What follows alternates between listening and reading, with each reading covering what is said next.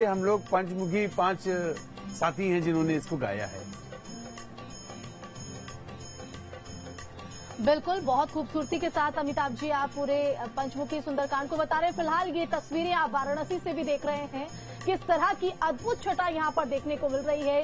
रंग बिरंगी लाइटों से सजा हुआ पूरा ये काशी नजर आ रहा है। गंगा घाट पर ये विहंगम नजारा लोगों के दिलों पर किस तरह से छाया हुआ है, इसकी बानगी और इसकी तस्दीक ये तस्वीरें साफ तौर पर कर रही हैं। एक साथ लाखों दिए जब जलते हैं तो मन भी रोशन हो उठता है और हर एक तरफ जो अंधेरा हमारे जीवन में छाया हो तो वो भी कहीं ना कहीं दूर होता नजर आता है। तो गंगा घाटों से अलग अलग जगहों से तस्वीरें भी सामने आ रही हैं। ये वाराणसी की तस्वीर है कि किस तरह से यहाँ पर खूबसूरती के साथ घाटों को सजाया गया है और प्रस्तुतियां भी यहाँ पर।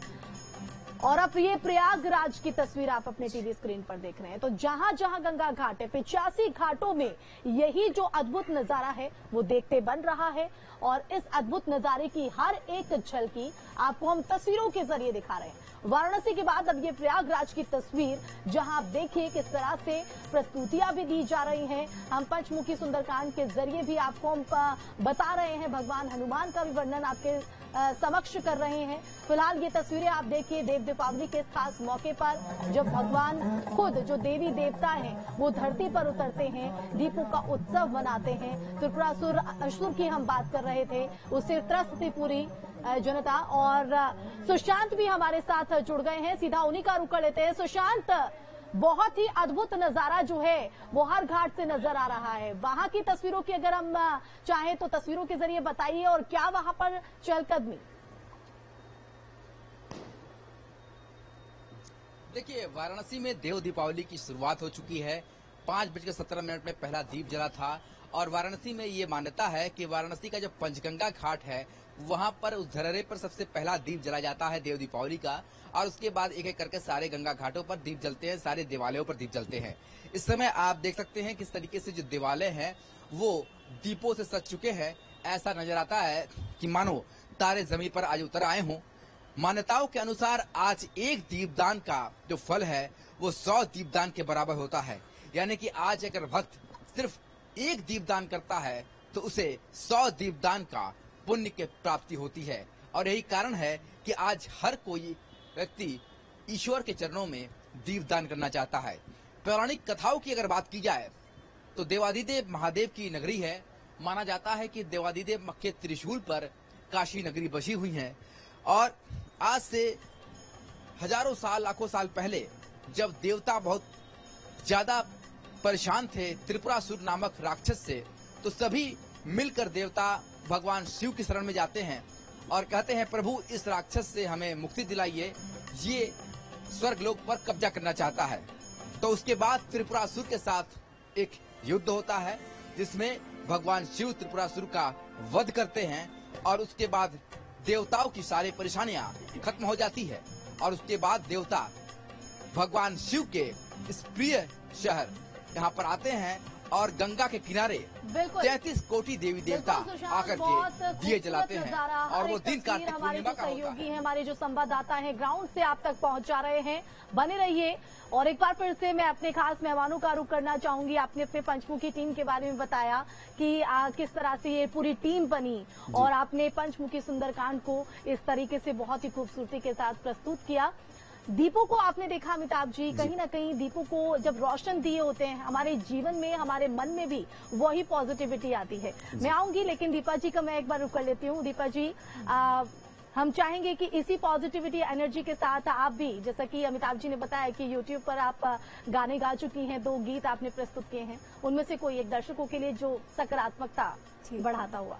बिल्कुल सही कहा आपने। अगर हम सकारात्मक होते हैं तो हम ईश्वर से भी जुड़ जाते हैं और हमारे जो कष्ट हैं वो दूर हो जाते हैं। तो एक भजन है, मैं वो आपको सुना रही हूँ। सूर्य की साधना ईश्वर की आराधना, सानिधा पामा रे माधा मा पा पाम गरे गरे सा, सूर्य की साधना ईश्वर की आराधना। सूर्य ही लय है सुर ही प्रलय है, सुर ही में श्रेष्ठ विलय है। पर्वत नदियाँ सागर झरने सब गाते हैं अपने सुर में। रे मन सुर में प्राण जगा ले, तू भी अपने सुर में गा ले। जीवन को संगीत बना ले, सात सुरों को मीत बना ले। आठवां सुर सा साधना कर ले, सुर की साधना, सुर की साधना ईश्वर की। और ईश्वर की आराधना से कोई सकारात्मकता बड़ी नहीं होती है। अमिताभ जी फिर से आपका रुख कर लेंगे, क्योंकि सीता जी तो नहीं मान रही हैं। अब ऐसे में हनुमान जी उनको किस तरह से बनाते हैं, आगे क्या होता है? आगे क्या होता है कि जो एक टीम रावण ने बनाई थी राक्षसियों की, जो सीता जी की को रखा हुआ, जो बंधक बना के रखा था जिन्होंने, उसमें से एक थी, उसका नाम था त्रिष्टा। त्रिष्टा जो थी वो राम भक्त थी। जैसे पूरी लंका में विभीषण राम भक्त थे, त्रिष्टा भी एक राम भक्त थी। तो तुलसीदास जी ने कहा है, त्रिजटा नाम राक्षसी एका, राम चरण रति निपुण विवेका। सब नहीं बोले सुनाए से सपना, सीत ही से करहु हित अपना। त्रिष्टा बताती है कि उसने कल एक सपना देखा कि एक बानर आया था और उसने लंका को जला दिया और विभीषण को राजा बना दिया। ये मेरा सपना है। तो सबको बोलती है कि ये सीता माता कल को बहुत इंपॉर्टेंट होने वाली है, इनकी सब लोग भाई सेवा करो। तो वो सब, अब हनुमान जी ऊपर पेड़ पे बैठे थे, रावण जा चुका है, तो हनुमान जी को एक अंगूठी दी थी भगवान राम ने कि भाई सीता को जब तुम देना, बोले ताकि मैं कनेक्ट हो जाएगा, कि समझ लीजिए पासवर्ड दिया था कि ये पासवर्ड बताना तो पता चलेगा। तो हनुमान जी ने वो अंगूठी ऊपर से गिरा देते हैं वो पेड़ से, और वो सीधे अंगूठी सीता जी के सामने गिरती आती है। तो उसको तुलसीदास जी कहते हैं, तब देखी मुद्रिका मनोहर, राम नाम अंकित अति सुंदर। चकित चितव मुदरी पहचानी, हर्ष विषाद हृदय अकुलानी। इसके बाद हनुमान जी का और माता सीता का संवाद चालू होता है। हनुमान जी बताते हैं कि प्रभु बहुत दुखी हैं आपके बगैर, और वो जल्दी ही आएंगे और आपको यहाँ से इन राक्षसों का वध करेंगे और यहाँ से आपको लेकर जाएंगे। और मगर सीता जी व्याकुल हैं, वो कहती हैं कि नहीं, मुझे किसी तरीके से कैसे यहाँ से निकलना है। तुलसीदास जी कहते हैं, कह कपि हृदय धीर धरु माता, सुमिर राम सेवक सुखदाता।